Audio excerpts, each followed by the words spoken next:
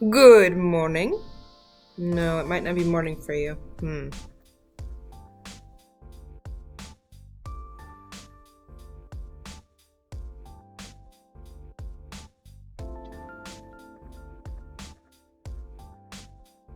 Welcome back to another episode of Olivia's Corner. This week was supposed to be a very specific kind of video, and instead, it's a different, very specific kind of video.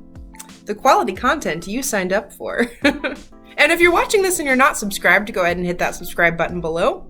That way you get notified next time I put stuff out. Cool. Thank you to my friends in community who are commenting and letting me know what you think of stuff that I'm making. That's real helpful for me figuring out what to make next. Such as today's video, which is why the hell would you play Dungeons and Dragons? This is for you. You know who you are. So today we are talking about Dungeons and Dragons. Let me put it this way. When you were little, did you ever want to be a princess? Or have a little cottage in the woods? Or be as cool as the, ninja people on TV and be able to, jump over stuff and shove things around and hit things with swords and shoot things with a bow and arrow and any of those cool characters that you saw, Elsa with her magic in Frozen.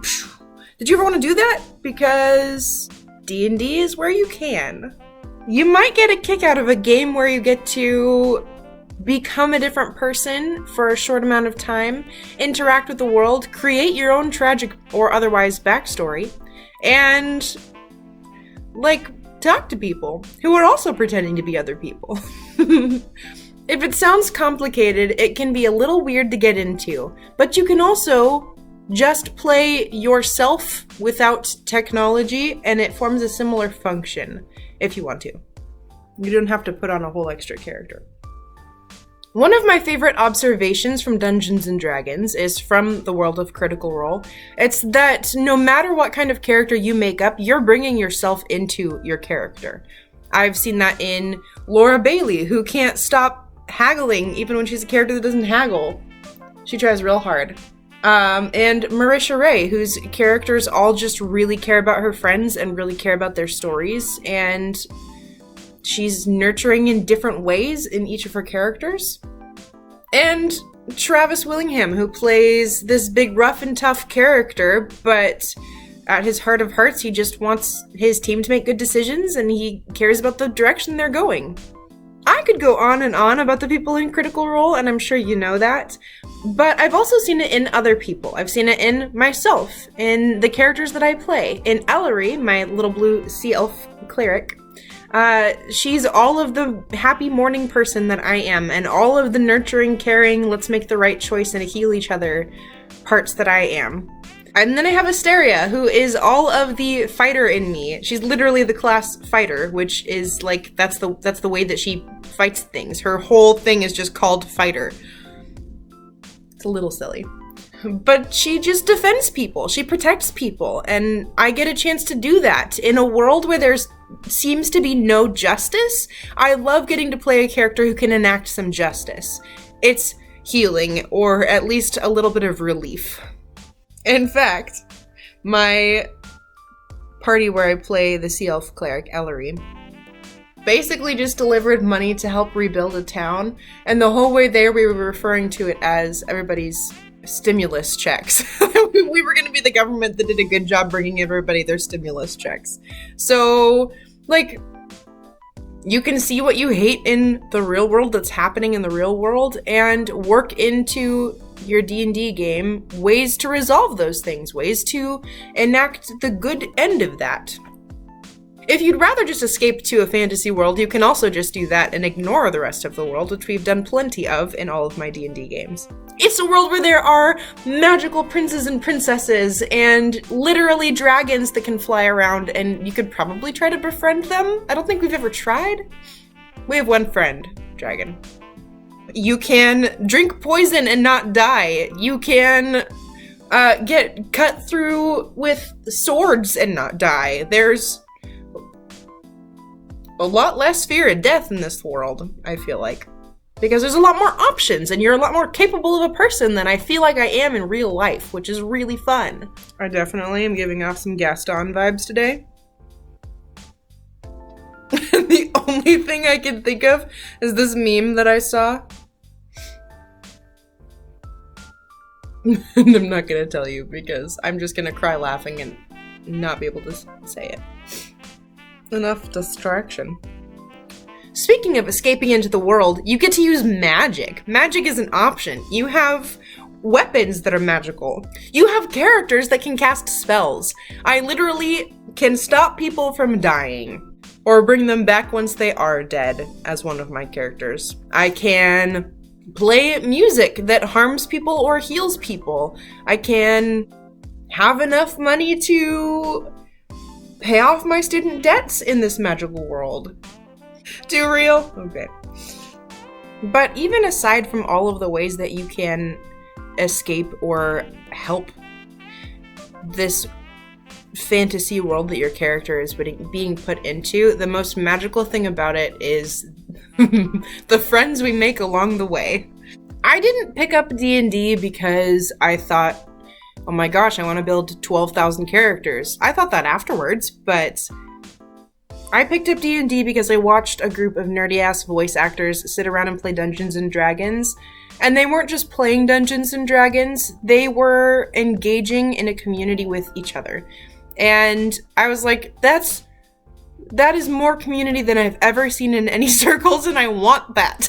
Critical Role evangelized me to the world of D&D as my deity, I guess? I don't know. I saw a group of friends sit around a table and be able to talk about their problems and completely accept each other when they had flaws. Anytime a player made a mistake, like said the wrong number or asked a question that was silly or had just been answered, like, there was no, oh my gosh, I can't believe you just asked that. It was, they just laughed, and like, it was a dumb question, but they had joy in laughing at themselves and their friends laughing with them at them. And that was something I've never had a good example of before. Being raised as a perfectionist, like, you don't laugh at your mistakes, you hide them, or you hate when people bring them up. Like, it was very different. There is room for complete acceptance at the table, and I love that that is a thing we can do. For example, after I came out as gay, my friends from my weekday group were some of the first people I saw in person, and I was terrified to see them and know their reactions, and they've been amazing. In fact, one of them, like, has gone out of his way, or like has built into his vocabulary to add non-binary characters into the world and add lots of LGBTQ, just all of them into the world, and like he made room for me. I have no other way of saying that. There was just a space I was trying to fit into, and he made it fit better. I love that it's a consistent game night with my friends. If you're looking for a game night, it doesn't have to be D&D, but if you're playing Monopoly every week, people are going to get bored of Monopoly. D&D is telling a story with your friends. So just as impactful as me when I'm a dungeon master creating a world is each of my characters creating a backstory and engaging in the world in a way that's impactful for them, that's moving their goals and their characters' dreams forward. And if I'm being honest, D&D's pushed some of my buttons and made me grow as a person. There are some challenging things that I as a player have had the opportunity to grapple with, and that I as a dungeon master have had an opportunity to grapple with, that I wasn't being pushed in before. And the real magic is having people who are there to love you through it. And maybe some people don't feel that deeply about their D&D games, but I sure do.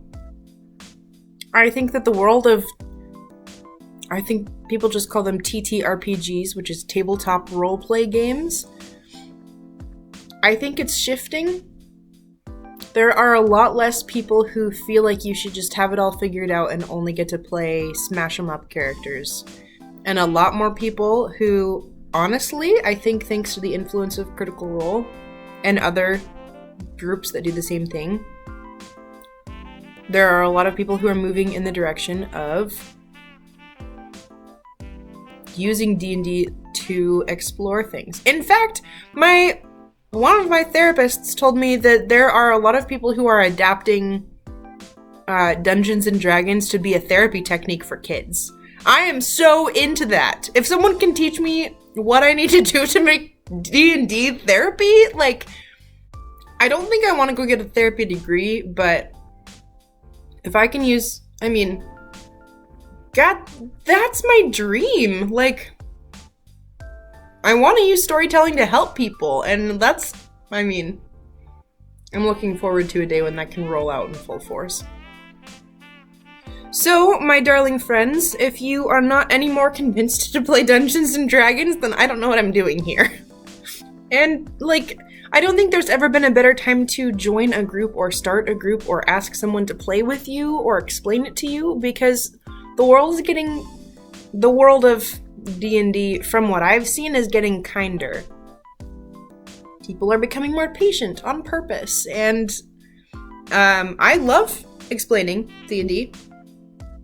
Right here, if you need someone to help you. In conclusion, there are lots of digital tool sets that I've talked about in other videos about Dungeons and Dragons.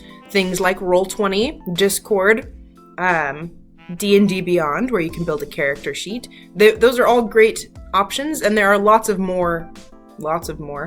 Those are all great options, and there are lots more options in the world. Especially in the era of COVID. There are so many ways that you can put your face on a screen and talk to your friends, and it doesn't completely suck. Speaking of which, I will link to a video here that is my video of talking about the beginnings and basics of Dungeons and Dragons. And I also want to link to a video that Jenny D released recently, which is talking about D&D online etiquette. It was super helpful as far as ways to make online D&D gaming suck less. So I'm gonna link to that one here in the cards. Thank you for watching. I hope that you learned something about me or about the world of D&D. Probably both. I hope both. And I hope you feel inspired to give it a shot. That's all for now, I guess, and I'll see you next week. Okay, bye.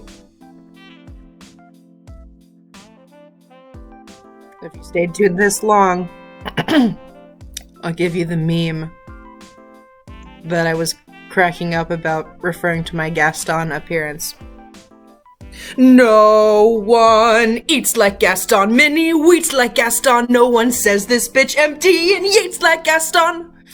That's it. It just makes me laugh.